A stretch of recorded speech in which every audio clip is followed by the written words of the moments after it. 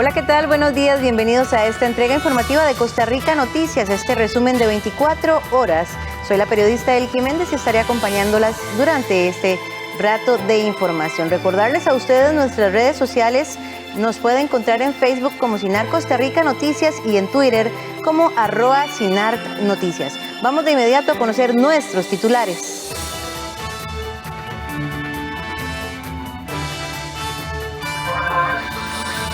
12 centros educativos que estaban previstos para iniciar el curso lectivo no abrieron sus puertas. Comisión Nacional de Emergencias advierte que Limón y Punta Arenas lideran la lista de provincias con más cantones naranja. La NAMA identificó problemas en los nuevos puentes que se construyen para ampliar la Ruta 32. Senado de Estados Unidos abrió este martes el histórico proceso contra el expresidente Donald Trump, el segundo juicio político en su contra. 12 centros educativos que estaban previstos para iniciar el curso lectivo no abrieron sus puertas. Problemas sanitarios, de nombramientos de personal, diferencias con los padres de familia y problemas de infraestructura fueron las principales trabas reportadas ante el Ministerio de Educación Pública. En total, 12 centros educativos no abrieron sus puertas este lunes 8 de febrero, fecha para la que estaba pactado el retorno a clases presenciales. Según el reporte del Ministerio de Educación Pública, los inconvenientes responden a problemas sanitarios, de nombramiento de personal, diferencias con los padres de familia y problemas de infraestructura. Este balance fue emitido por las 27 direcciones regionales de educación del país. Eso sí, deja por fuera aquellos centros educativos que sí dieron clases virtuales, pero no presenciales. Se reportaron 12 centros educativos con cierre. Son aquellos centros educativos que del todo no pudieron implementar la educación combinada, es decir, que no pudieron dar el servicio educativo tanto presencial o virtual, de los cuales tenemos 5 centros educativos con problemas de conflicto, tenemos 3 centros educativos asociados a faltantes de nombramiento, de los cuales ya se están trabajando para resolver. Tenemos 2 centros educativos asociados a temas de infraestructura y tenemos un centro educativo también relacionado con una orden sanitaria. A pesar de que estos 12 centros educativos representan a menos del 1% de los centros educativos del país, significa una afectación directa a 1.547 estudiantes. Los centros educativos cerrados fueron el Liceo de Turrúcares, ubicado en Alajuela, por diferencias en la comunidad estudiantil con la directora del centro educativo. La Escuela Piedra Azul, en Cartago, donde los padres de familia cerraron el centro educativo por diferencias con una docente interina. La Escuela de Punta Venegas y La Peña, ambas en Coto, no abrieron por falta de acceso vinculado a requisitos de aduana panameña. La Escuela de San Carlos y la Escuela de San Antonio no abrió por conflictos disciplinarios. Y finalmente, por falta de nombramientos, no abrieron el Centro Educativo Cariari en Coto. En Desamparados, las escuelas de Llano de las Masas y la Escuela Soncuano. Y finalmente en San Carlos, la Escuela de las Delicias. 200,000 alumnos sin conexión a Internet en sus casas podrán acceder a un plan más económico de Internet, luego de que el ICE y el MEP lanzaran un paquete prepago denominado Educa MEP. Cerca de 200,000 estudiantes podrían beneficiarse de un acceso a Internet a bajo costo, principalmente para conectarse a aplicaciones específicas que les permitan continuar con la educación a distancia, como la de Microsoft Teams. La buena nueva viene del acuerdo entre el Instituto Costarricense de Electricidad y el Ministerio de Educación Pública, quienes juntos lanzaron un paquete de Internet móvil prepago denominado EducaMEP, dirigido a personas estudiantes que cuentan con dispositivos móviles, pero que no tienen acceso a la red de Internet en sus hogares. La activación de este paquete tiene un costo mensual de 2,000 colones y está dirigido a estudiantes de escuelas y colegios públicos. Los beneficiarios deberán de tener un chip móvil de la firma Colby, el cual tiene un costo de 1,000 colones. Adicionalmente, los estudiantes podrían navegar gratuitamente en sitios de consulta como Wikipedia, Duolingo, traductores, ministerios y universidades públicas. EducaMep debe activarse desde un dispositivo móvil, enviando la palabra estudiante al 8888 o en la tienda Colby, marcando *888 numeral y la tecla llamada. Hemos capacitado docentes en el uso de herramientas digitales. Hoy día, celebramos el comienzo de la segunda etapa de la Alianza Estratégica con el ICE. A partir de los datos suministrados por los directores y directoras de centros educativos, se han identificado 200.000 estudiantes que podrían optar por un beneficio de un paquete de datos llamado EducaMep. Durante el 2020, el Ministerio de Educación reportó que 330.000 estudiantes no tuvieron acceso a las tecnologías, lo que complicó su proceso educativo a distancia. La brecha en la educación generada por la pandemia se empieza a evidenciar con el inicio de las clases presenciales.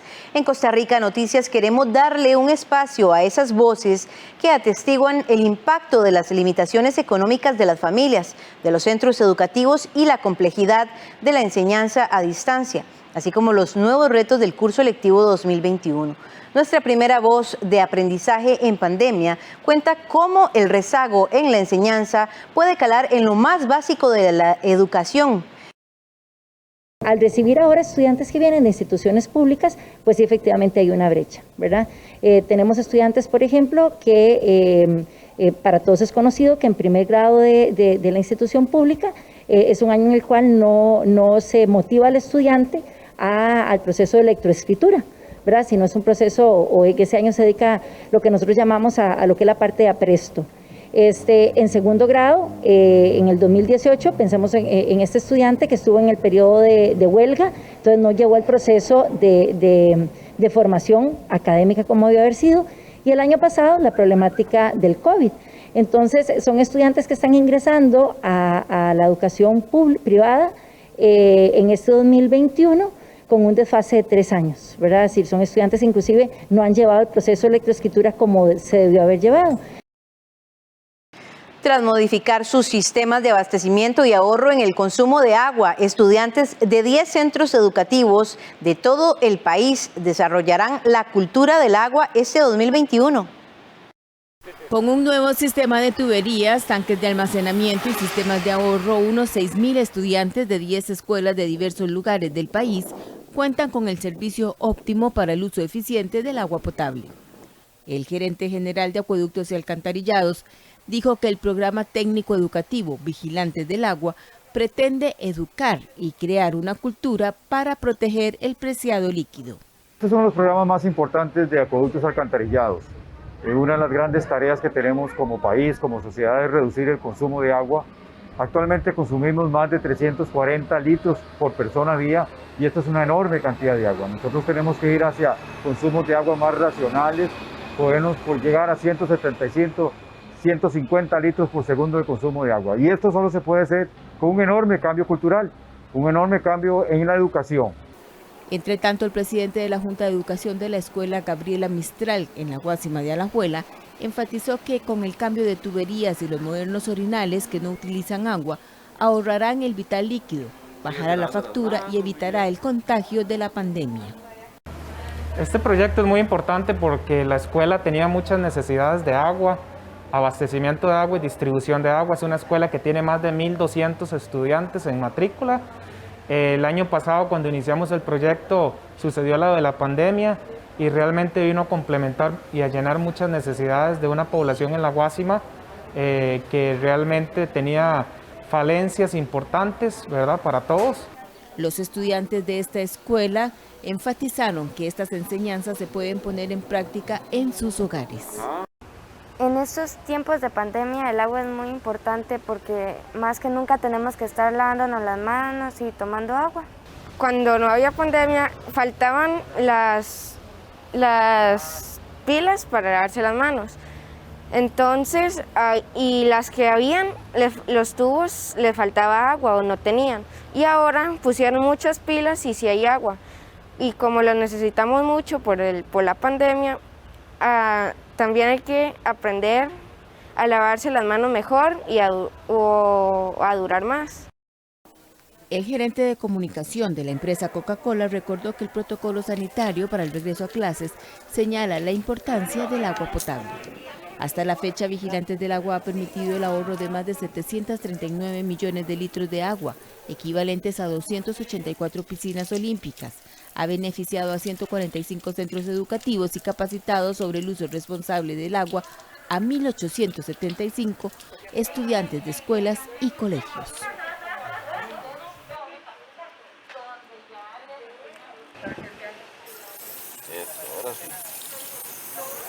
Diputados piden la salida del ministro de Enlace entre el sector privado y el Poder Ejecutivo, André Garnier. Esto debido a una discrepancia que mantiene con el Ministerio de Hacienda por el pago de impuestos de 4 apartamentos de lujo que están a su nombre y por el cual no paga impuestos. Ante esto, el presidente de la República, Carlos Alvarado, explicó que no hay que pedir la cabeza de alguien cuando no se ha encontrado culpable. Los diputados y diputadas de distintas bancadas legislativas han solicitado al ministro de Enlace con el sector privado, André Garnier, que renuncie a su cargo de manera inmediata. A su vez, le pidieron al presidente de la República, Carlos Alvarado, que si Garnier no pone su renuncia, que sea él quien dé la orden de que deje su puesto en el Poder Ejecutivo. La primera en hacerlo fue la propia legisladora del Partido Acción Ciudadana, Paola Vega, esto por medio de sus redes sociales. A ella se le sumó la verdiblanca María José Corrales. Me parece que el ministro Garnier entra debiendo en ese tema, ya que no está cumpliendo con sus obligaciones tal como lo determina el Ministerio de Hacienda. Pero más aún, en un momento de crisis como lo estamos viviendo actualmente, no es posible esa incongruencia por parte del gobierno. No es posible que el gobierno plantee una ruta específica para ir a negociar con el Fondo Monetario Internacional que incluya un impuesto a las casas de lujo y que uno de sus propios ministros no la cumpla. Sin duda alguna, esto nos genera un sinsabor como costarricenses, como legisladores, y por esa razón es que le solicitamos al ministro Garnier su renuncia.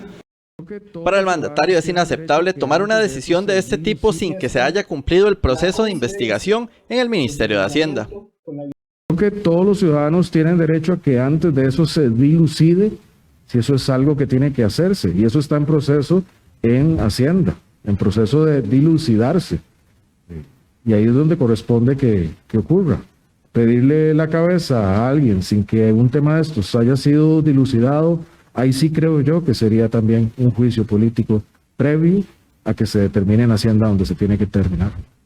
El problema entre el jerarca y Hacienda radica en que, según Garnier, él no debe pagar el impuesto a las 4 casas de lujo que están a su nombre debido a que no las habita, sino que más bien intenta desprenderse de ellas por medio de una venta. Así lo hace a pesar de que la Dirección General de Tributación ha reiterado en distintas ocasiones que el inventario inmobiliario debe pagar este gravamen.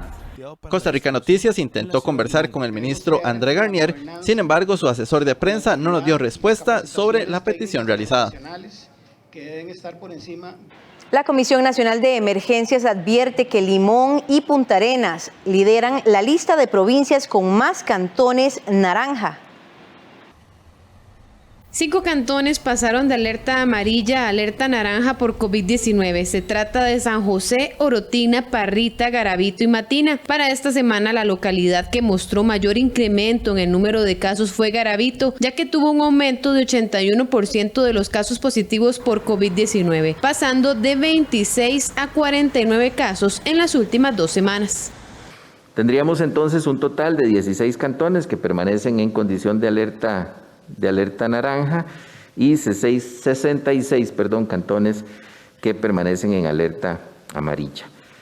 Es también importante mencionar, para efectos de los planes que estamos desarrollando a nivel regional, que en la provincia de Punta Arenas se mantienen 11 cantones en alerta naranja. Esta es una de las provincias, por supuesto es una de las más grandes, y también que mantiene más cantones en alerta naranja, seguido por la provincia de Limón con 5 cantones en alerta naranja.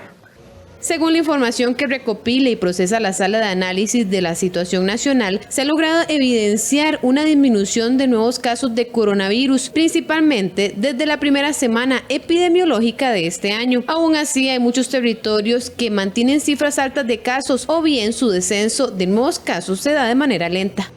Hay múltiples factores que inciden en esto, sin dejar de lado, por supuesto, que hay una educación en salud importantísima en nuestra población, un cumplimiento de las medidas, pero que bajo ninguna circunstancia podemos bajar la guardia. Hay otros factores médicos, yo no soy la persona pertinente para explicar estos factores médicos, pero también hay factores estacionales que pueden incidir en esta baja de los casos y no debemos descuidarnos. Por otro lado, el jerarca señaló que la entidad trabaja de lleno para tener todos los insumos necesarios para cuando se reinicie la aplicación de las vacunas contra la COVID-19. Hablando de los 14 congeladores de ultra baja temperatura, que está previsto la entrega para aproximadamente el 25 de febrero, las jeringas hipodérmicas, las agujas hipodérmicas y también otros accesorios como bolsas para manejo de desechos, torundas de algodón e incluso equipo de protección personal. También hasta el momento hemos recibido 104,000 dosis por parte de Pfizer según los mecanismos de entrega y como hemos mencionado, pues a partir del 15 de febrero se reanuda el proceso del envío de las dosis, debiendo también, según el compromiso establecido por la empresa, aumentar el flujo de dosis en cada una de las entregas para poder cumplir con las metas establecidas en el cronograma. Solís señaló que la CNE ha dispuesto una plataforma para que las personas puedan hacer un seguimiento en tiempo real de las compras realizadas de cara a la pandemia y en especial del programa de vacunación. Los bancos y cooperativas han invertido más de 117 millones de colones en créditos blandos entre diciembre y febrero, con recursos provenientes del Banco Central. Los financiamientos corresponden al Fondo de Alivio Financiero COVID-19 y durante febrero y marzo se colocarán más de 725 millones de colones. La mayoría se destinarán a prórrogas y readecuaciones, refinanciamientos, entre otros. A través del Fondo de Alivio Financiero COVID-19 del Banco Central, los bancos y las cooperativas han colocado alrededor de 117 millones de colones en créditos blancos desde diciembre del año anterior hasta febrero del presente año. Durante los meses de marzo y abril se espera colocar 725 millones de colones más. Así lo detalló este martes el presidente del Banco Central, Rodrigo Cubero, en conferencia de prensa. Los intermediarios financieros realmente recogen condiciones muy favorables. En el caso de las tasas de interés, hemos visto reducciones que van desde los 230 hasta los 2.200 puntos base de reducción. Es decir, desde un 2% hasta un 22% de reducción, 22 puntos porcentuales de reducción en la tasa de interés. También ampliaciones en los plazos de hasta 15 años. Y decía que la combinación de menores tasas y más plazo para el pago de un crédito representa al final una reducción importante en la cuota que los deudores tienen que pagar sobre sus créditos. Y eso, en última instancia, representa un alivio en su flujo de caja. De los recursos pendientes por colocar, se proyecta que 80% se usarán para prórrogas, readecuaciones y refinanciamientos. Un 15% se destinará a créditos nuevos y un 5% de los recursos para deudores que desean colonizar sus deudas. El gerente del Banco Nacional, Bernardo Alfaro, detalló que una buena parte de los recursos se destinarán a créditos de clientes empresariales, principalmente del sector del transporte. Habían tenido un excelente comportamiento de pago y habían estado muy vinculados con diferentes productos al banco. Hablamos en esa primera etapa de los 128,000 iniciales, fundamentalmente de clientes jurídicos. Pensábamos que eso era lo que iba a tener un mayor impacto en la generación de empleo, ¿verdad? Porque ayudarle a esas empresas iba a permitir que ellos recontrataran al personal del cual habían prescindido por efecto. Por su parte, el presidente de la República, Carlos Alvarado, señaló que este plan es parte de las medidas implementadas para la reactivación económica del país. Ya se superan los 800,000 millones de colones en este programa. Cuando inició, como lo dijo se proyectaban en 700,000 y la propia demanda que hay de estos recursos hace que se haya ampliado, lo cual es beneficioso. Y esa es la ruta que tenemos que seguir. Lo felicito, lo que se está haciendo y va en la dirección correcta. Ahora, hay más cosas que debemos hacer en el marco de esta activación. Un elemento central que complementa y que hace y que lleva al siguiente nivel estos programas es el proyecto de avales que se discute en la Asamblea Legislativa. Las entidades financieras se les otorgarán las líneas de crédito a un plazo de 4 años con un interés de tasa de la política monetaria. La facilidad contará con 2 opciones de plazos de financiamiento, uno de 2 años y otro de 4 años, de acuerdo con las condiciones y necesidades. De inmediato hacemos nuestra primera pausa comercial y ya volvemos con más información.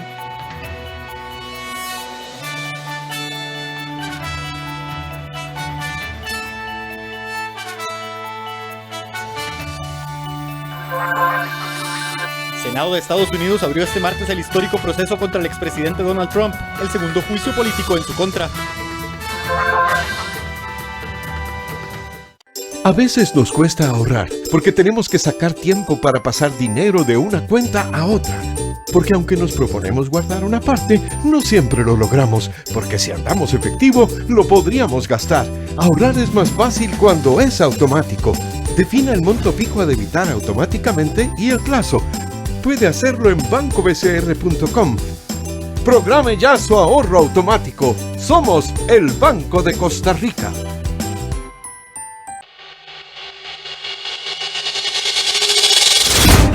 Cubrimos la pandemia junto a informó usted. Ana Marta Arce desde Los Chiles, San Carlos. Le traemos las noticias desde el lugar en donde ocurre. Les informó Rita Valverde desde Pital de San Carlos. Le informamos los datos COVID y sus proyecciones. En tiempos del COVID estamos junto a usted. Y después del COVID seguiremos aquí con más información y contexto. Trabajamos para usted. Somos la televisión pública de Costa Rica.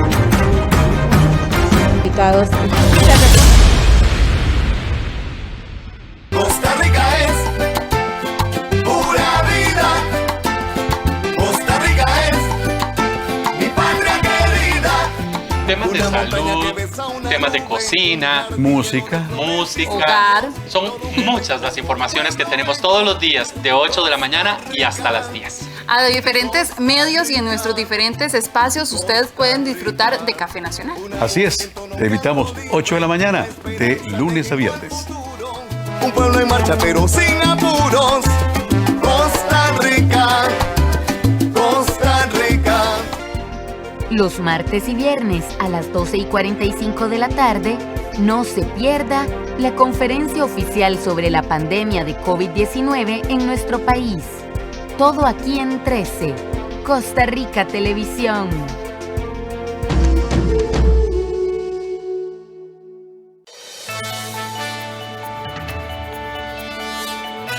Seguimos con información en Costa Rica Noticias. Expertos del arroz piden beneficiar a los consumidores y garantizar el consumo del grano mediante el cambio del modelo tarifario.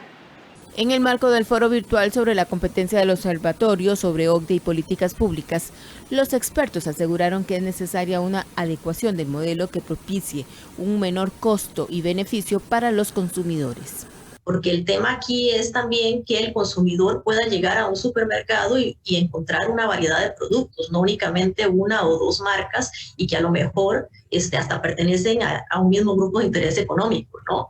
Entonces, creo que sí hay que hacer una labor de abogacía importante para explicarle a los consumidores en realidad cuánto podrían ganar de que se establezcan o más bien que se eliminen distorsiones para que pueda haber una competencia efectiva en el mercado.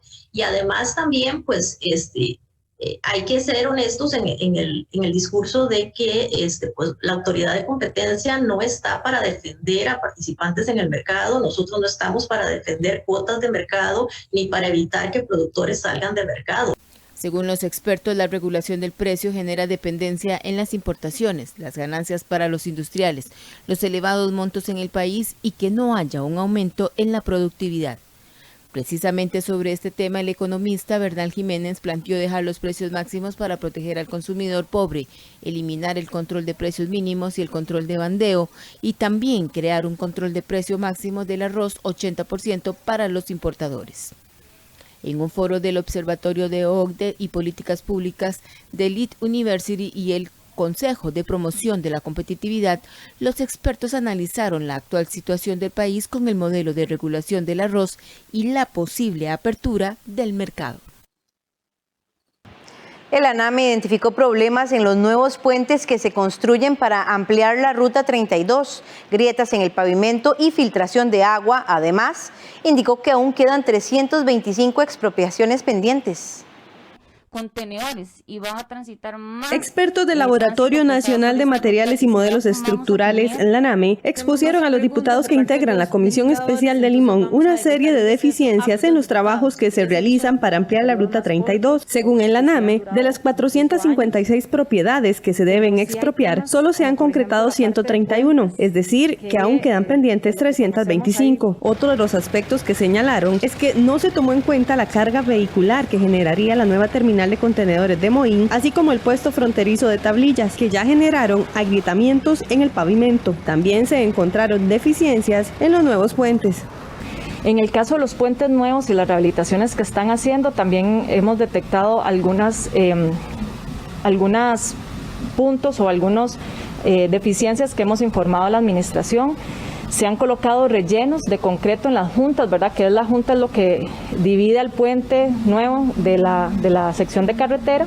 Entonces este relleno de concreto asfáltico ha estado deteriorándose, por lo que eso definitivamente tiene que tomar alguna acción la empresa constructora.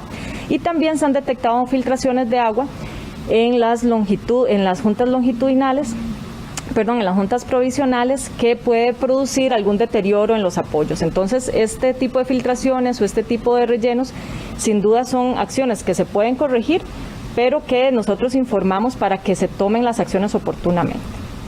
Estos señalamientos preocuparon a los diputados de la Comisión Especial de Limón, quienes criticaron el lento avance de la obra y temen que esto llegue a un arbitraje que atrase más la ampliación.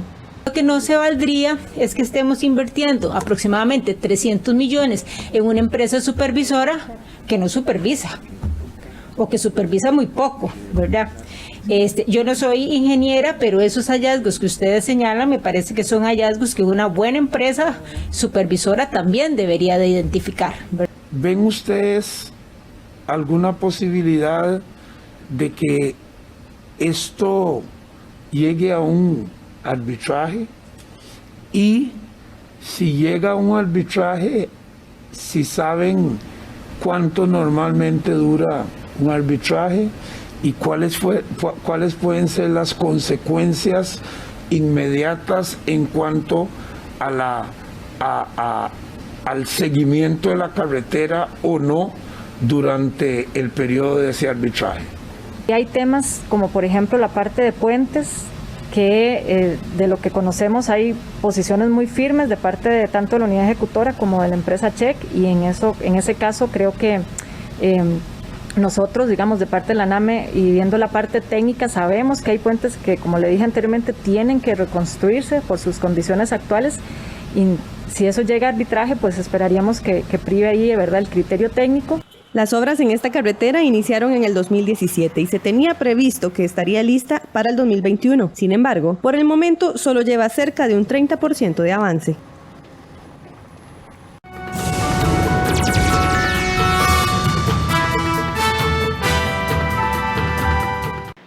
De inmediato hacemos un repaso por el campo deportivo. Alajuelense buscará despegarse por 4 puntos en la cima del torneo este miércoles en juego de reposición ante Grecia. Sin embargo, enfrente tendrá a la defensa menos goleada y al otro equipo invicto del certamen.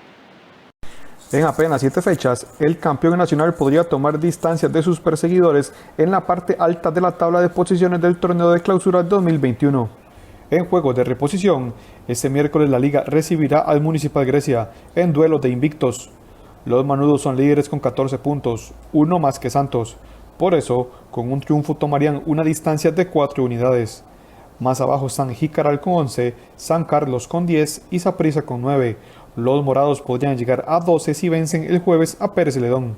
Precisamente los jicaraleños serán rivales de los erizos el próximo domingo, por lo que el alajuelense podría sacar oro puro si gana sus 2 encuentros de esta semana.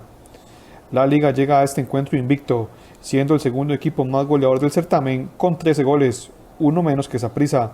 El ataque manudo es el más fuerte del torneo, con Johan Venegas, Alonso Martínez y el cubano Marcelo Hernández, los 3 anotando y dando asistencias. Tras ganar la final de la Liga CONCACAF ante Saprissa y luego el clásico por campeonato nacional, los manudos son el equipo más fuerte del certamen y el más serio aspirante al título, y enfrentarán el cierre de la primera vuelta con el ánimo al tope. Pero enfrente tendrán a la defensa menos goleada del certamen. En 6 juegos Grecia solo ha recibido 2 tantos. Los dirigidos por Gilberto Martínez también están invictos, luego de 5 empates y 1 victoria, la cual consiguieron el sábado ante Jicaral. Grecia ya sacó puntos de sus visitas a Saprissa y Herediano, otros aspirantes al título, pero el técnico Gilberto Martínez reconoce que ahora enfrentarán al mejor equipo del campeonato. Tratamos de prepararnos de la mejor manera, sabemos que enfrentamos al equipo de más en forma física, el equipo que está en el mejor momento, por algo son los líderes del campeonato y bueno, tratamos de recuperar a los muchachos lo mejor posible para llegar lo más fresco posible, pero sabemos de que va a ser un partido muy, muy difícil. Grecia es un equipo ordenado, al que es difícil anotarle, pero también anota poco. Solo suma 4 tantos en el torneo, todos de su capitán, el volante José Gabriel Vargas. Con una victoria, Grecia se colocaría en el 4º lugar de la tabla, superando a San Carlos y a Saprissa. En la historia entre ambos equipos se han enfrentado en 6 ocasiones, con 5 triunfos rojinegros y 1 de los griegos. Alajuelense le ha anotado 16 veces a Grecia, mientras ha recibido 8 tantos. El juego entre manudos y griegos corresponde a la jornada 6 del torneo, el cual se pospuso debido a la participación de los erizos en la final de la Liga CONCACAF. El partido será este miércoles a las 8 de la noche en el Estadio Alejandro Morera Soto. En la acera de enfrente, los manudos tendrán a José Gabriel Vargas, defensor y capitán del Municipal Grecia, quien vive un gran momento y ha anotado todos los goles en su equipo en el actual certamen, siendo fundamental en este arranque. Con 189 juegos y 15 goles anotados, incluyendo su doblete del duelo anterior contra Jicaral, el defensor y capitán José Gabriel Vargas vive su mejor momento en la primera división con el cuadro de Grecia. Debutante en el año 2009 con la UCR y ganador en segunda división con Jicaral, Vargas afirma que su capitanía y su buen suceso son obra del trabajo continuo y la dedicación para llegar a la selección nacional y en algún momento un equipo grande del fútbol tico. Su éxito, según afirma, se lo debe al trabajo de equipo. He sido un fiel creyente en el trabajo en equipo. Me encanta apoyarme en mis demás compañeros, siempre saber que, si bien es cierto, yo soy el que he logrado esas 4 dianas, esos 4 goles que tiene el equipo, ha sido por el trabajo en equipo, por supuesto.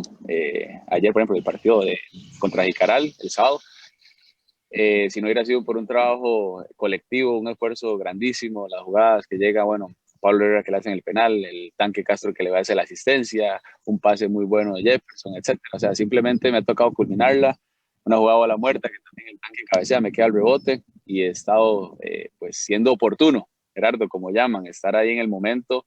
El liderazgo es vital en un equipo que ha vivido distintos momentos anímicos, por lo cual Vargas asegura que le ha caído bien la capitanía. Desde que salimos a vacaciones, desde que ganamos la liguilla, nos empezamos a plantear metas, los que nos quedamos, empezamos a plantearnos metas importantes de saber que no podíamos volver a vivir algo así, algo similar, mucha presión.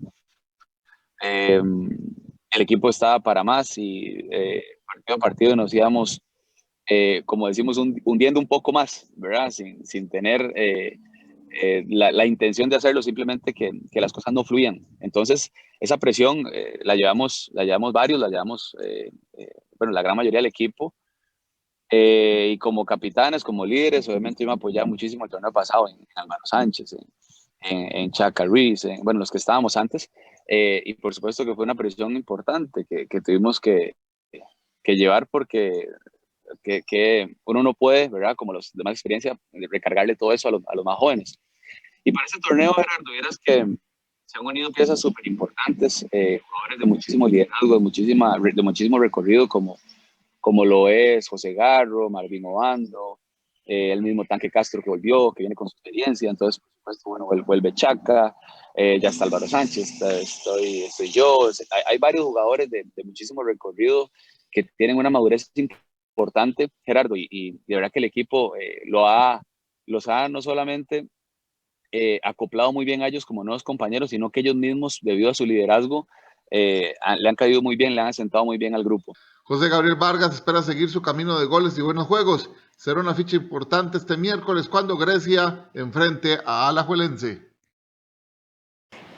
Un fútbol de ataque pero diferente, uno más rápido por otro que privilegiaba el excesivo toque de balón. En apariencia, ese sería el primer cambio en la dinámica del Saprissa que ahora dirigirá Roy Meyers. Roy Meyers reemplaza a Walter Centeno. Es el cambio propuesto por las altas esferas moradas. En ambos casos, jugadores de la casa y de perfil ofensivo, pero distinto. Es muy probable que el engranaje del Saprissa cambie de un equipo que privilegiaba la tenencia de la pelota por uno más de ataque rápido y veloz, según las características que cada uno de estos dos técnicos tuvo en su época de jugador. Para Meyers, quien no es nuevo en esto y ganó un título en 2010, deberá empezar por variar la forma de juego. Hablar de la defensa, yo creo que tiene que abocar a trabajar duramente en la defensa, trabajar mucho. La defensa ha sido el talón de Aquiles del Deportivo Saprissa y ahí es donde creo que va a enfocar su trabajo. En media cancha en adelante no hay ningún problema. Aunque haya cambio de timón, los jugadores son los mismos. Así que para Leroy Lewis, ex técnico nacional, la idea de un sistema que se adapte a la planilla que tiene el Saprissa es lo que se debe hacer. Si la defensa no anda bien, jugando línea de 4 siempre, yo creo que Saprissa tiene los hombres suficientes para jugar con línea de 5, o sea, 3 en el fondo y 2 volantes laterales, para que el equipo pueda estar mejor resguardado y con un volante de contención. Acuérdate que Pinto lo hizo en la selección y no lució mal, la selección hizo muy bien en la época de Pinto. Así que por ahí va, a mi juicio, tiene que ser ese tipo de cambio. Aunque ambos entrenadores fueron en su época jugadores de ataque, uno destacó más por su velocidad y versatilidad, el otro por conservar la pelota, cosas que demostraron ambos en sus pasos por el Saprissa y que seguramente Meyers volverá a mostrar en su segundo paso por el plantel tibanceño, 11 años después. Un torneo completo tuvo que pasar para que los casos de COVID-19 en el fútbol femenino produjeran suspensión de partidos. Sin embargo, en la Unifood están satisfechos con el control que han tenido de la pandemia hasta el momento. Desde que se reanudó el fútbol femenino de primera división tras la pandemia, esta liga estaba invicta a la suspensión de partidos por brotes de coronavirus. Solo se había suspendido cuando la segunda ola pandémica golpeó al país. En su primera fecha 2021 se tuvo que suspender el juego entre Suba Sports y Pocosí por la sospecha en el cuadro caribeño. Según Víctor Alfaro, presidente de la Unifood, esto era algo que en algún momento tenía que suceder. Pese a eso, están satisfechos con el control que han tenido de la situación sanitaria, ya que han estado mucho tiempo sin casos, a diferencia del fútbol masculino que ha presentado casos en al menos 10 de los 12 clubes de la primera división. En realidad pasó todo un torneo, pero bueno, ahora en el inicio de este torneo pues aparece en Guapiles algunos casos. Sin duda pues yo creo que era de esperar, siempre no vamos a ser infalibles con una situación de una pandemia tan difícil como la que hemos tenido, pero ahora nos tocó ya hacer toda la investigación, ya fue la doctora Guapiles, ya hizo toda la investigación. El protocolo fue activado y en este momento la médica encargada está realizando el reporte sobre estos casos en el equipo de Pocosí. Además, se están realizando las pruebas necesarias para determinar la cantidad de personas contagiadas, por lo que la próxima fecha también tendría un juego menos, el de Alajuelense ante Pocosí. Ya nosotros estamos organizando las pruebas para todo el equipo que había estado trabajando la semana pasada, así es que entre mañana, pasado mañana vamos a hacerle pruebas a todas las jugadoras y si no hay ningún problema más, pues estaremos programando los partidos y si la situación es difícil, pues habrá que suspender también la próxima fecha para el equipo de Pocosí. De esta forma, la jornada 2 solo tendría 3 partidos, iniciando el 12 de febrero con el juego entre Sporting Fútbol Femenino y Herediano, además de Dimas Escazú y Saprissa. El 13 de febrero se enfrentarían Coronado y Suba Sports.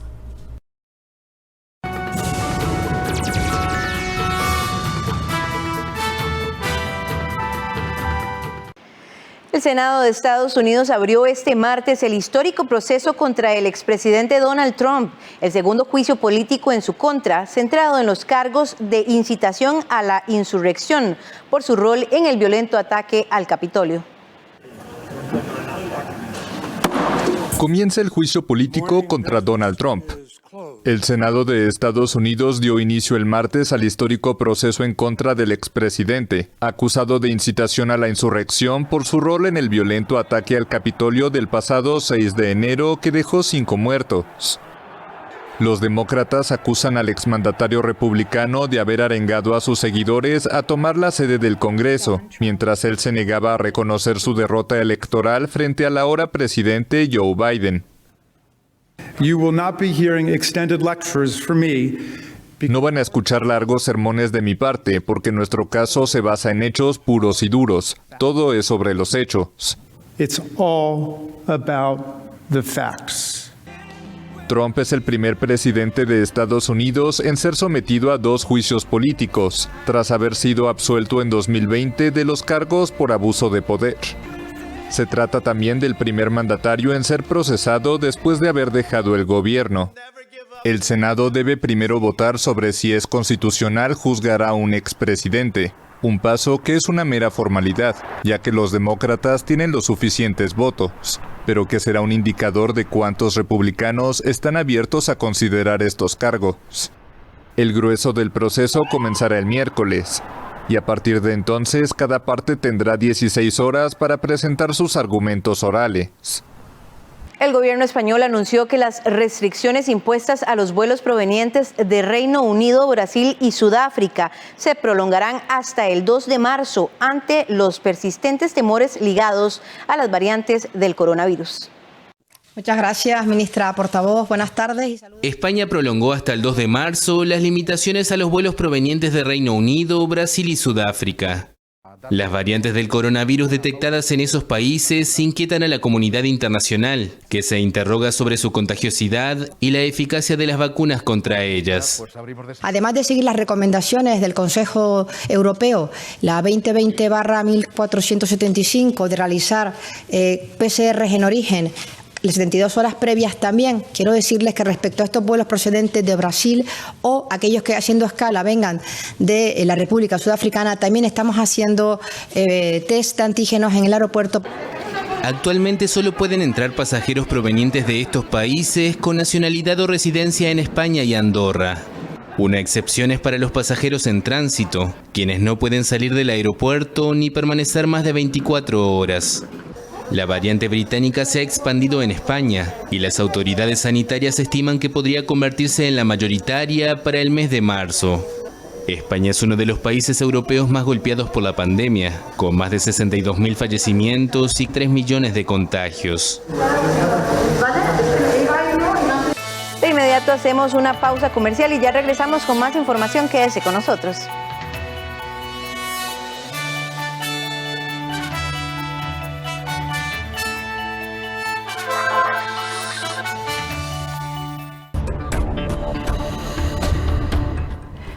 Hola, ¿qué tal? En tiempos de pandemia afloran los emprendimientos y también las pequeñas y medianas empresas tienen grandes retos que enfrentar, porque si bien estamos en tiempos de crisis, pues los tiempos de crisis traen grandes oportunidades para que usted se decida a hacer realidad ese sueño de tener su propio negocio o, en su defecto, de fortalecer esas iniciativas que ya usted venía desarrollando. De eso vamos a hablar en Una Mirada. Cómo reinventarse en tiempos de crisis para los emprendimientos y pequeñas y medianas empresas. Acompáñenos.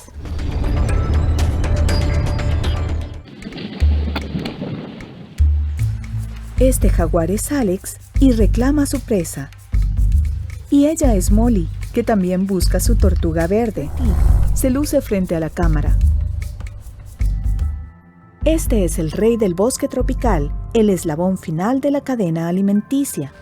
Su constitución física lo adapta de manera perfecta para situaciones en donde requiera fuerza y velocidad. Documentales UNED, los miércoles a las 9:30 de la noche, con repetición los sábados a las 7 de la mañana y 4:30 de la tarde. Aquí en 13, Costa Rica Televisión.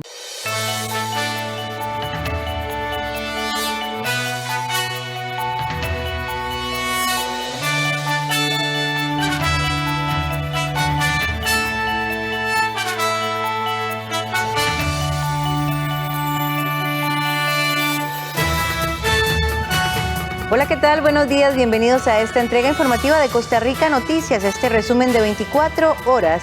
Soy la periodista Elki Méndez y estaré acompañándolas durante este rato de información. Recordarles a ustedes nuestras redes sociales, nos pueden encontrar en Facebook como Sinar Costa Rica Noticias y en Twitter como @SinarNoticias. Vamos de inmediato a conocer nuestros titulares.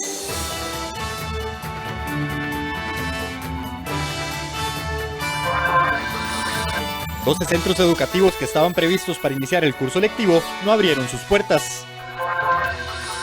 Comisión Nacional de Emergencias advierte que Limón y Punta Arenas lideran la lista de provincias con más cantones naranja. La NAME identificó problemas en los nuevos puentes que se construyen para ampliar la Ruta 32. Senado de Estados Unidos abrió este martes el histórico proceso contra el expresidente Donald Trump, el segundo juicio político en su contra. 12 centros educativos que estaban previstos para iniciar el curso lectivo no abrieron sus puertas. Problemas sanitarios, de nombramientos de personal, diferencias con los padres de familia y problemas de infraestructura fueron las principales trabas reportadas ante el Ministerio de Educación Pública. En total, 12 centros educativos no abrieron sus puertas este lunes 8 de febrero, fecha para la que estaba pactado el retorno a clases presenciales. Según el reporte del Ministerio de Educación Pública, los inconvenientes responden a problemas sanitarios, de nombramiento de personal, diferencias con los padres de familia y problemas de infraestructura. Este balance fue emitido por las 27 direcciones regionales de educación del país. Eso sí, deja por fuera aquellos centros educativos que sí dieron clases virtuales, pero no presenciales. Se reportaron 12 centros educativos con cierre. Son aquellos centros educativos que del todo no pudieron implementar la educación combinada, es decir, que no pudieron dar el servicio educativo tanto presencial o virtual, de los cuales tenemos 5 centros educativos con problemas de conflicto, tenemos 3 centros educativos asociados a faltantes de nombramiento, de los cuales ya se están trabajando para resolver. Tenemos 2 centros educativos asociados a temas de infraestructura y tenemos un centro educativo también relacionado con una orden sanitaria.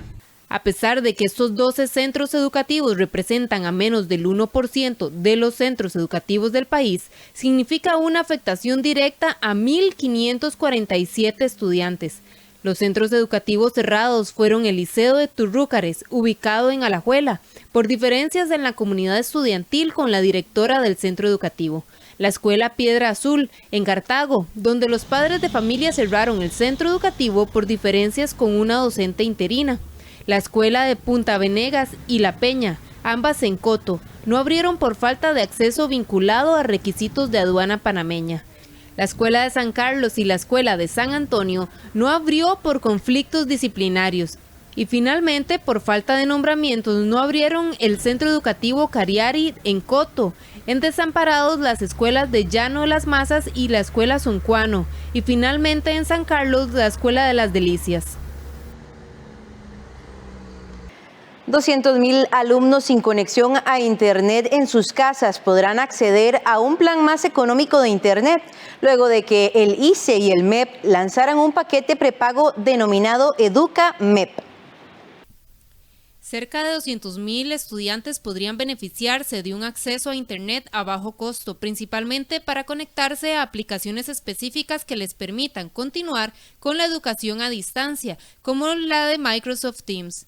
La buena nueva viene del acuerdo entre el Instituto Costarricense de Electricidad y el Ministerio de Educación Pública, quienes juntos lanzaron un paquete de internet móvil prepago denominado EducaMEP, dirigido a personas estudiantes que cuentan con dispositivos móviles, pero que no tienen acceso a la red de internet en sus hogares. La activación de este paquete tiene un costo mensual de 2.000 colones y está dirigido a estudiantes de escuelas y colegios públicos. Los beneficiarios deberán de tener un chip móvil de la firma Colby, el cual tiene un costo de 1.000 colones.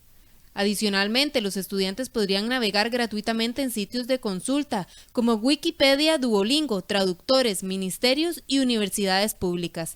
EducaMEP debe activarse desde un dispositivo móvil, enviando la palabra estudiante al 8888 o en la tienda Colby, marcando *888 numeral y la tecla llamada.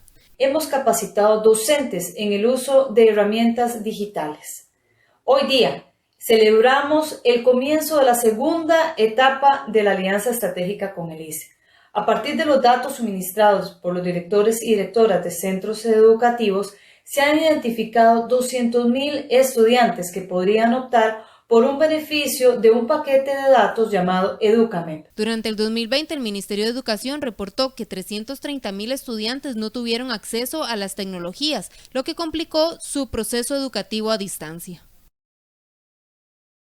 La brecha en la educación generada por la pandemia se empieza a evidenciar con el inicio de las clases presenciales.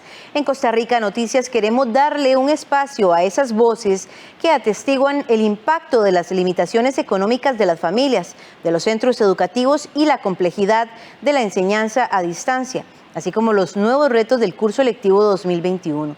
Nuestra primera voz de aprendizaje en pandemia cuenta cómo el rezago en la enseñanza puede calar en lo más básico de la educación. Al recibir ahora estudiantes que vienen de instituciones públicas, pues sí, efectivamente hay una brecha, ¿verdad?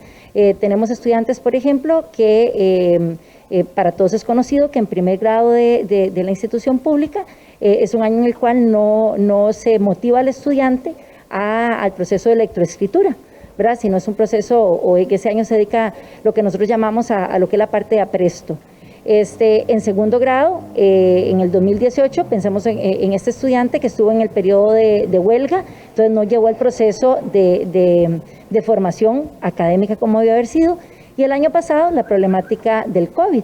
Entonces son estudiantes que están ingresando a la educación privada en este 2021, con un desfase de 3 años, ¿verdad? Es decir, son estudiantes inclusive no han llevado el proceso de lectoescritura como se debió haber llevado. Tras modificar sus sistemas de abastecimiento y ahorro en el consumo de agua, estudiantes de 10 centros educativos de todo el país desarrollarán la cultura del agua este 2021. Con un nuevo sistema de tuberías, tanques de almacenamiento y sistemas de ahorro, unos 6.000 estudiantes de 10 escuelas de diversos lugares del país cuentan con el servicio óptimo para el uso eficiente del agua potable. El gerente general de Acueductos y Alcantarillados dijo que el programa técnico educativo Vigilantes del Agua pretende educar y crear una cultura para proteger el preciado líquido. Este es uno de los programas más importantes de Acueductos y Alcantarillados. Una de las grandes tareas que tenemos como país, como sociedad, es reducir el consumo de agua. Actualmente consumimos más de 340 litros por persona día y esto es una enorme cantidad de agua. Nosotros tenemos que ir hacia consumos de agua más racionales, podemos llegar a 175, 150 litros por segundo de consumo de agua. Y esto solo se puede hacer con un enorme cambio cultural, un enorme cambio en la educación. Entre tanto, el presidente de la Junta de Educación de la Escuela, Gabriela Mistral, en la Guásima de Alajuela, enfatizó que con el cambio de tuberías y los modernos orinales que no utilizan agua, ahorrarán el vital líquido, bajará la factura y evitará el contagio de la pandemia. Este proyecto es muy importante porque la escuela tenía muchas necesidades de agua, abastecimiento de agua y distribución de agua. Es una escuela que tiene más de 1.200 estudiantes en matrícula. El año pasado, cuando iniciamos el proyecto, sucedió lo de la pandemia y realmente vino a complementar y a llenar muchas necesidades de una población en la Guásima que realmente tenía falencias importantes, ¿verdad?, para todos. Los estudiantes de esta escuela enfatizaron que estas enseñanzas se pueden poner en práctica en sus hogares. En estos tiempos de pandemia el agua es muy importante porque más que nunca tenemos que estar lavándonos las manos y tomando agua. Cuando no había pandemia faltaban las pilas para lavarse las manos. Entonces, y las que habían, los tubos les faltaba agua o no tenían. Y ahora pusieron muchas pilas y sí hay agua. Y como lo necesitamos mucho por la pandemia, también hay que aprender a lavarse las manos mejor y a durar más. El gerente de comunicación de la empresa Coca-Cola recordó que el protocolo sanitario para el regreso a clases señala la importancia del agua potable. Hasta la fecha, Vigilantes del Agua ha permitido el ahorro de más de 739 millones de litros de agua, equivalentes a 284 piscinas olímpicas. Ha beneficiado a 145 centros educativos y capacitado sobre el uso responsable del agua a 1.875 estudiantes de escuelas y colegios.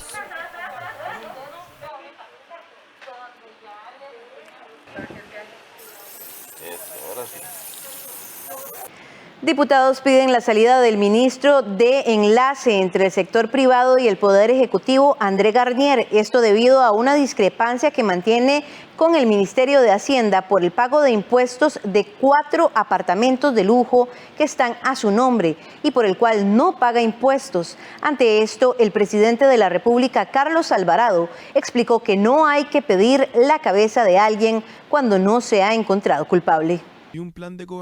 Los diputados y diputadas de distintas bancadas legislativas han solicitado al ministro de Enlace con el sector privado, André Garnier, que renuncie a su cargo de manera inmediata.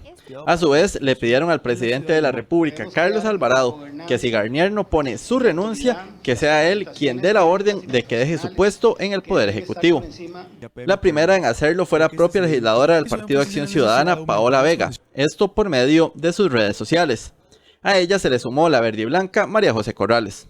Me parece que el ministro Garnier entra debiendo en ese tema, ya que no está cumpliendo con sus obligaciones tal como lo determina el Ministerio de Hacienda. Pero más aún, en un momento de crisis como lo estamos viviendo actualmente, no es posible esa incongruencia por parte del gobierno. No es posible que el gobierno plantee una ruta específica para ir a negociar con el Fondo Monetario Internacional que incluya un impuesto a las casas de lujo y que uno de sus propios ministros no la cumpla. Sin duda alguna, esto nos genera un sinsabor como costarricenses, como legisladores, y por esa razón es que le solicitamos al ministro Garnier su renuncia. Para el mandatario es inaceptable tomar una decisión de este tipo sin que se haya cumplido el proceso de investigación en el Ministerio de Hacienda. Creo que todos los ciudadanos tienen derecho a que antes de eso se dilucide si eso es algo que tiene que hacerse, y eso está en proceso en Hacienda, en proceso de dilucidarse. Y ahí es donde corresponde que ocurra.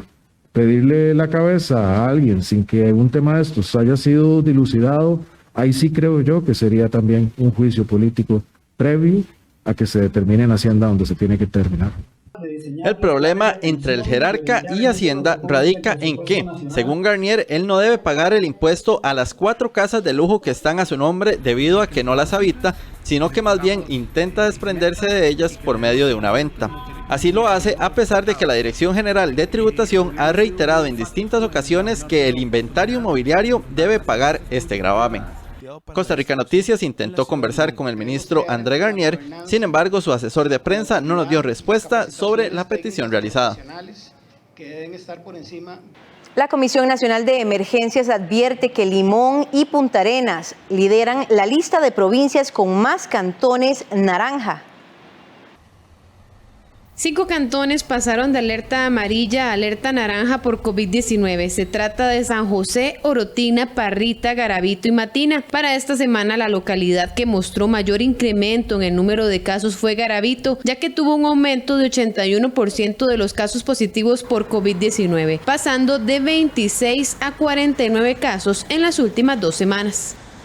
Tendríamos entonces un total de 16 cantones que permanecen en condición de alerta naranja y 66 cantones que permanecen en alerta amarilla. Es también importante mencionar, para efectos de los planes que estamos desarrollando a nivel regional, que en la provincia de Punta Arenas se mantienen 11 cantones en alerta naranja. Esta es una de las provincias, por supuesto es una de las más grandes, y también que mantienen más cantones en alerta naranja, seguido por la provincia de Limón con 5 cantones en alerta naranja.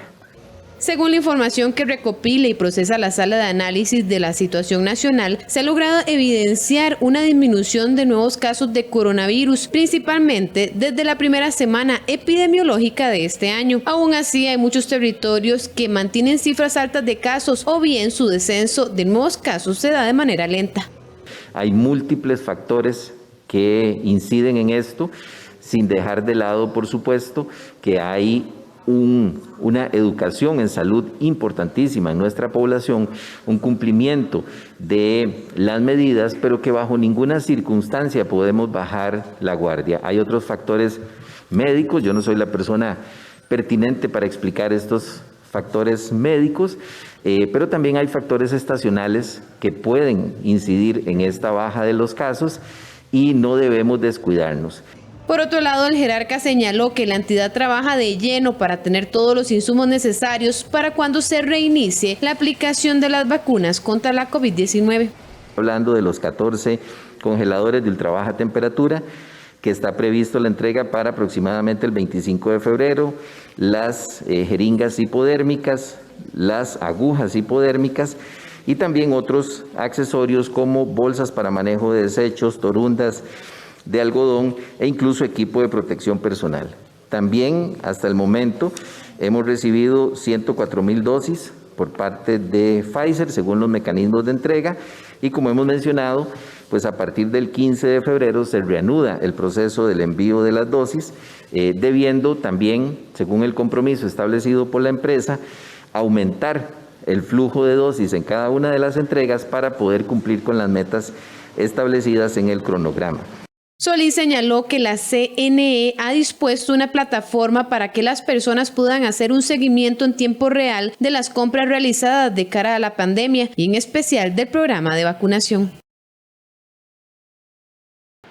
Los bancos y cooperativas han invertido más de 117 millones de colones en créditos blandos entre diciembre y febrero, con recursos provenientes del Banco Central. Los financiamientos corresponden al Fondo de Alivio Financiero COVID-19 y durante febrero y marzo se colocarán más de 725 millones de colones. La mayoría se destinarán a prórrogas y readecuaciones, refinanciamientos, entre otros. A través del Fondo de Alivio Financiero COVID-19 del Banco Central, los bancos y las cooperativas han colocado alrededor de 117 millones de colones en créditos blancos desde diciembre del año anterior hasta febrero del presente año. Durante los meses de marzo y abril se espera colocar 725 millones de colones más. Así lo detalló este martes el presidente del Banco Central, Rodrigo Cubero, en conferencia de prensa.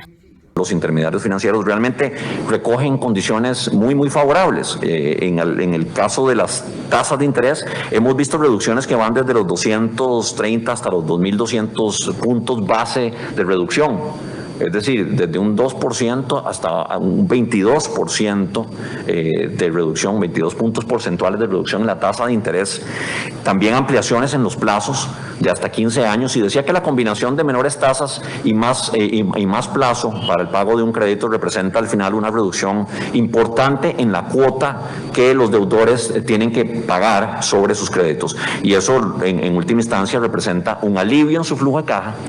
De los recursos pendientes por colocar, se proyecta que 80% se usarán para prórrogas, readecuaciones y refinanciamientos. Un 15% se destinará a créditos nuevos y un 5% de los recursos para deudores que desean colonizar sus deudas. El gerente del Banco Nacional, Bernardo Alfaro, detalló que una buena parte de los recursos se destinarán a créditos de clientes empresariales, principalmente del sector del transporte. Habían tenido un excelente comportamiento de pago y habían estado muy vinculados con diferentes productos al banco. Hablamos en esa primera etapa de los 128,000 iniciales, fundamentalmente de clientes jurídicos. Pensábamos que eso era lo que iba a tener un mayor impacto en la generación de empleo, ¿verdad? Porque ayudarle a esas empresas iba a permitir que ellos recontrataran al personal del cual habían prescindido por efecto. Por su parte, el presidente de la República, Carlos Alvarado, señaló que este plan es parte de las medidas implementadas para la reactivación económica del país. Ya se superan los 800.000 millones de colones en este programa.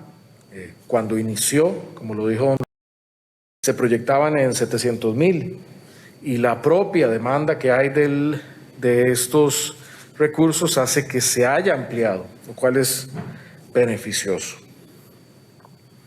Y esa es la ruta que tenemos que seguir. Lo felicito, lo que se está haciendo y va en la dirección correcta. Ahora, hay más cosas que debemos hacer en el marco de esta activación. Un elemento central que complementa y que lleva al siguiente nivel estos programas es el proyecto de avales que se discute en la Asamblea Legislativa. Las entidades financieras se les otorgarán las líneas de crédito a un plazo de 4 años con un interés de tasa de la política monetaria. La facilidad contará con 2 opciones de plazos de financiamiento, uno de 2 años y otro de 4 años, de acuerdo con las condiciones y necesidades. De inmediato hacemos nuestra primera pausa comercial y ya volvemos con más información.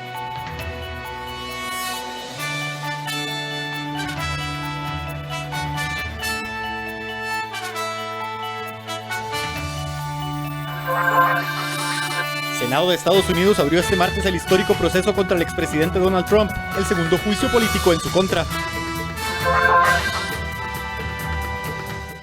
Para jugar a inventar el mundo de una flor, somos dos, la eternidad es hoy.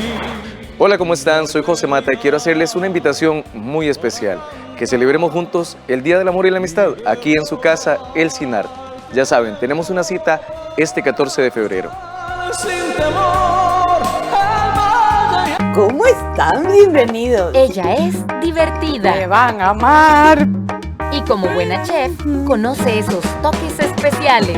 Me gustaron. Sin secretos con Doris. La verdad es que me encanta lo que hago. De lunes a viernes a las 2:30 de la tarde, con repetición a las 10:30 de la mañana. Ay, yo estoy feliz como todos los días que estoy frente a ese televisor. Solo en 13, Costa Rica Televisión. El coronavirus COVID-19 se ha convertido en una pandemia. Ante esta emergencia de salud pública mundial, es importante recibir información confiable y que los especialistas nos orienten sobre las medidas preventivas. En cobertura informativa nacional e internacional. Coronavirus, la pandemia. Un programa que nos pone al día con lo sucedido en el mundo debido a este virus. De lunes a viernes a las 6 de la tarde, sábados y domingos a las 6:30 de la tarde, solo en 13. Costa Rica Televisión.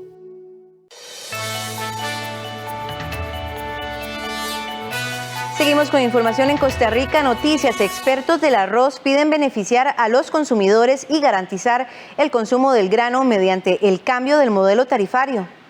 En el marco del foro virtual sobre la competencia del Observatorio sobre OCDE y políticas públicas, los expertos aseguraron que es necesaria una adecuación del modelo que propicie un menor costo y beneficio para los consumidores.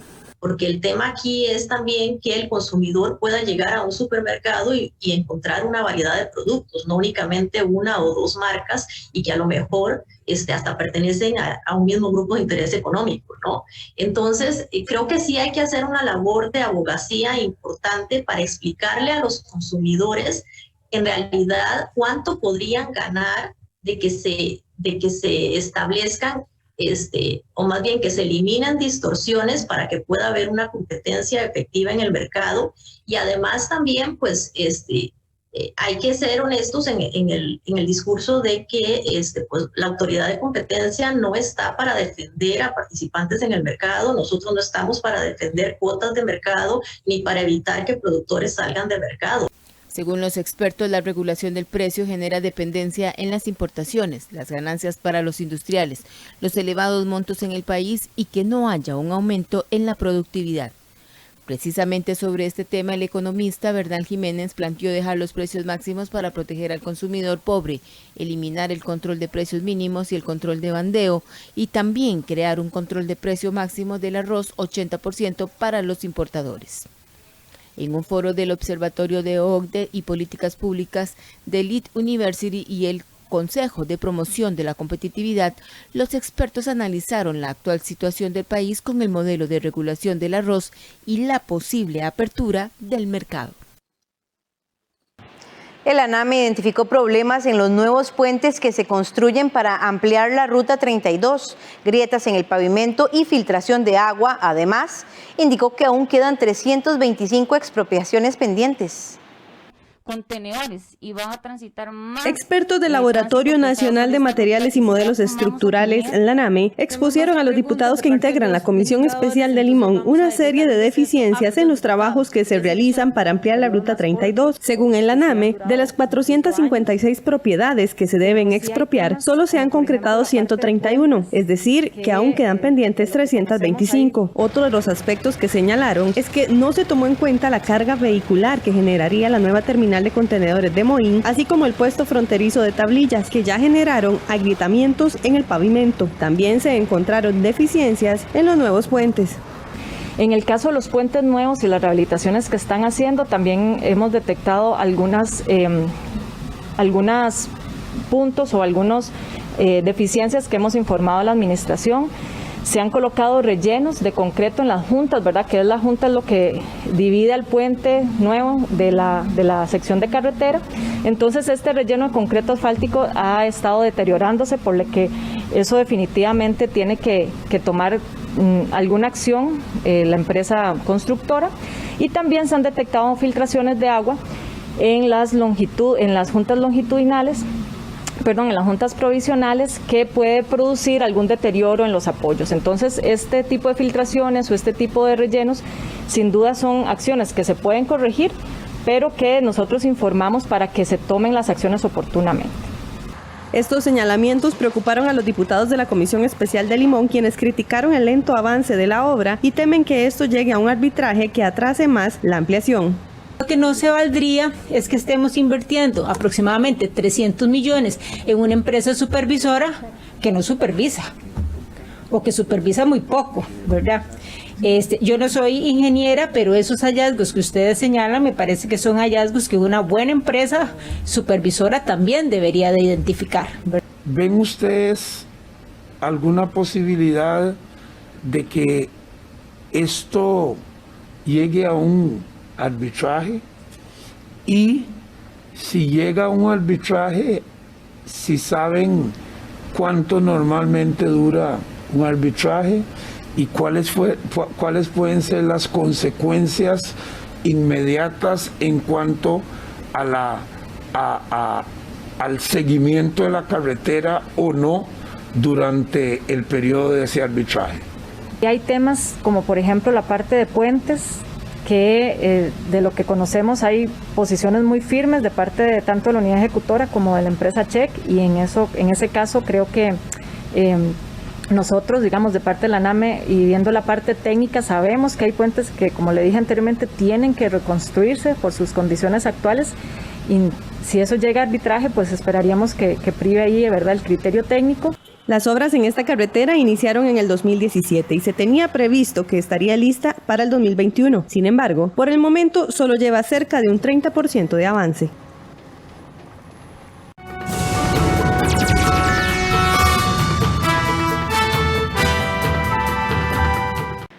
De inmediato hacemos un repaso por el campo deportivo. Alajuelense buscará despegarse por 4 puntos en la cima del torneo este miércoles en juego de reposición ante Grecia. Sin embargo, enfrente tendrá a la defensa menos goleada y al otro equipo invicto del certamen.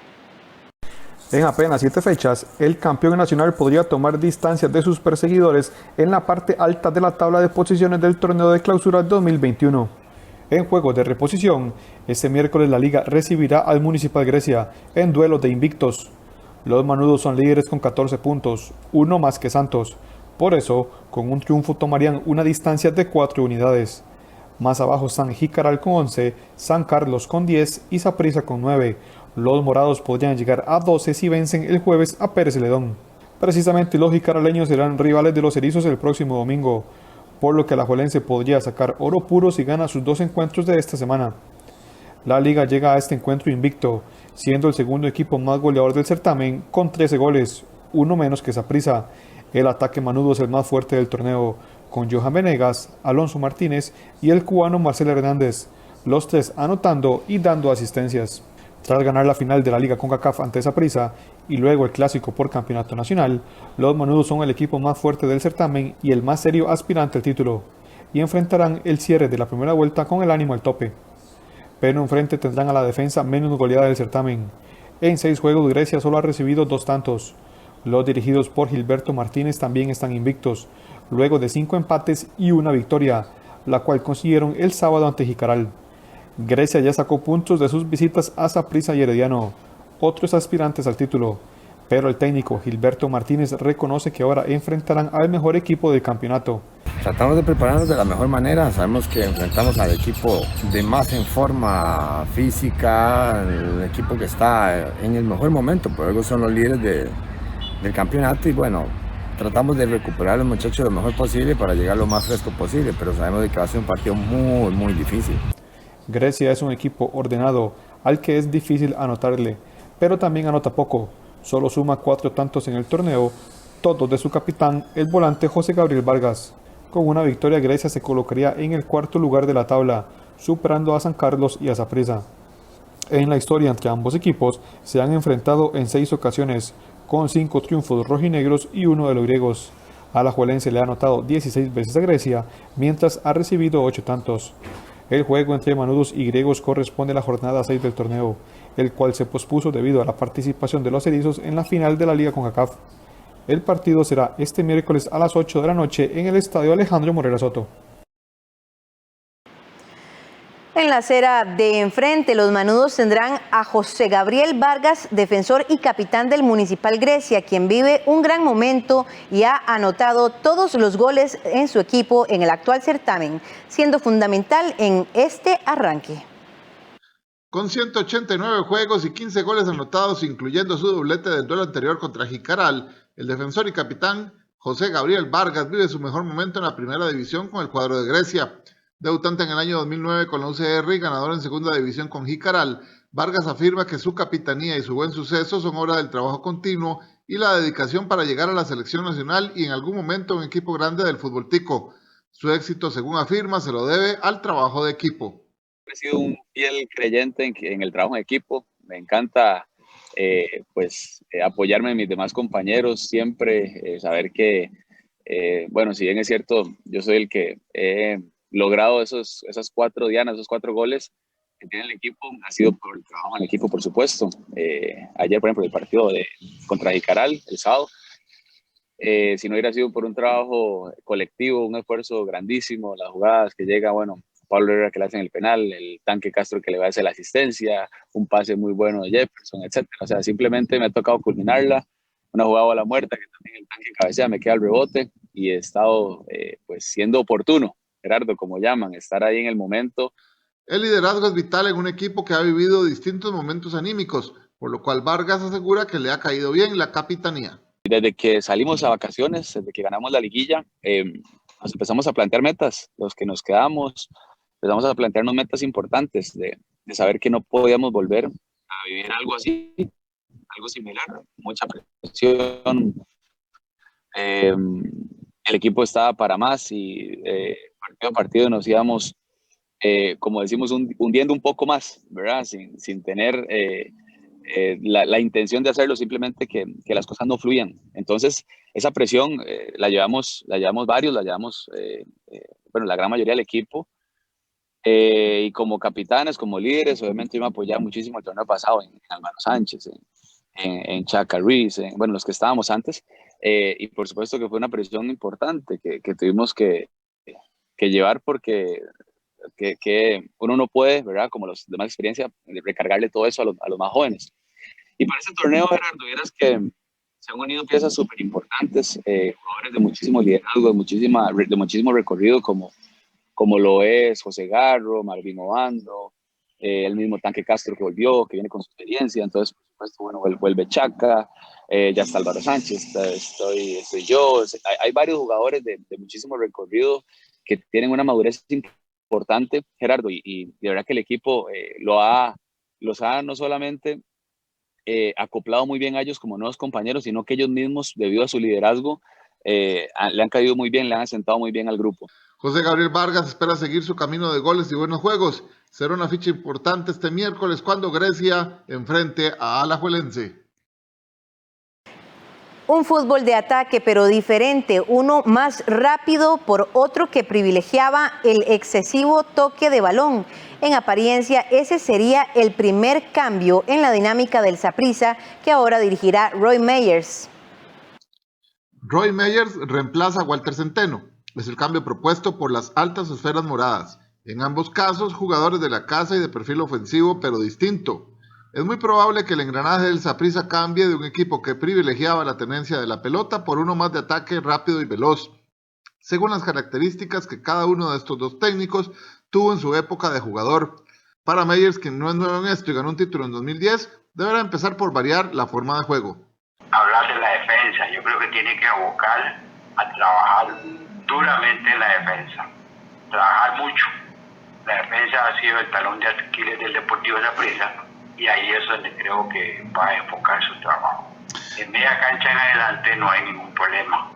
Aunque haya cambio de timón, los jugadores son los mismos. Así que para Leroy Lewis, ex técnico nacional, la idea de un sistema que se adapte a la planilla que tiene el Saprissa es lo que se debe hacer. Si la defensa no anda bien, jugando en línea de 4 siempre, yo creo que Saprissa tiene los hombres suficientes para jugar con línea de 5.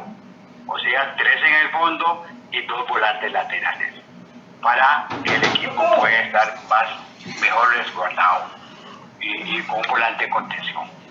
Acuérdate que Pinto lo hizo en la selección y no lució mal, la selección hizo muy bien en la época de Pinto. Así que por ahí va, a mi juicio, tiene que ser ese tipo de cambio. Aunque ambos entrenadores fueron en su época jugadores de ataque, uno destacó más por su velocidad y versatilidad, el otro por conservar la pelota, cosas que demostraron ambos en sus pasos por el Saprissa y que seguramente Meyers volverá a mostrar en su segundo paso por el plantel tibanceño, 11 años después. Un torneo completo tuvo que pasar para que los casos de COVID-19 en el fútbol femenino produjeran suspensión de partidos. Sin embargo, en la Unifood están satisfechos con el control que han tenido de la pandemia hasta el momento. Desde que se reanudó el fútbol femenino de primera división tras la pandemia, esta liga estaba invicta a la suspensión de partidos por brotes de coronavirus. Solo se había suspendido cuando la segunda ola pandémica golpeó al país.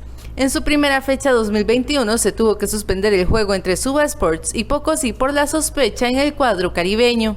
Según Víctor Alfaro, presidente de la Unifood, esto era algo que en algún momento tenía que suceder. Pese a eso, están satisfechos con el control que han tenido de la situación sanitaria, ya que han estado mucho tiempo sin casos, a diferencia del fútbol masculino que ha presentado casos en al menos 10 de los 12 clubes de la primera división. En realidad pasó todo un torneo, pero bueno, ahora en el inicio de este torneo pues aparece en Guapiles algunos casos.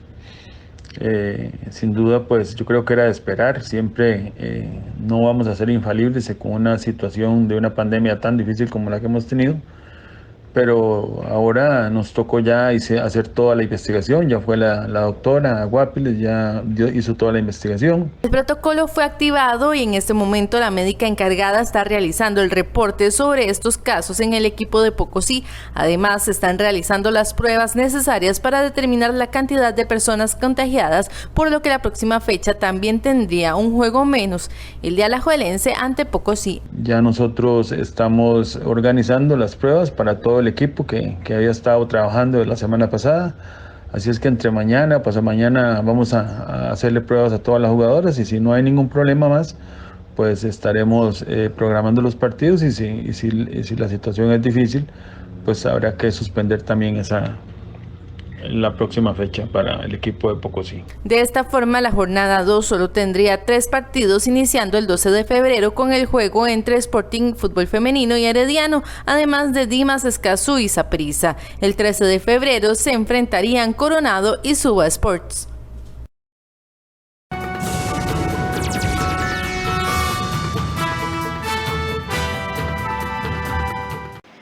El Senado de Estados Unidos abrió este martes el histórico proceso contra el expresidente Donald Trump, el segundo juicio político en su contra, centrado en los cargos de incitación a la insurrección por su rol en el violento ataque al Capitolio.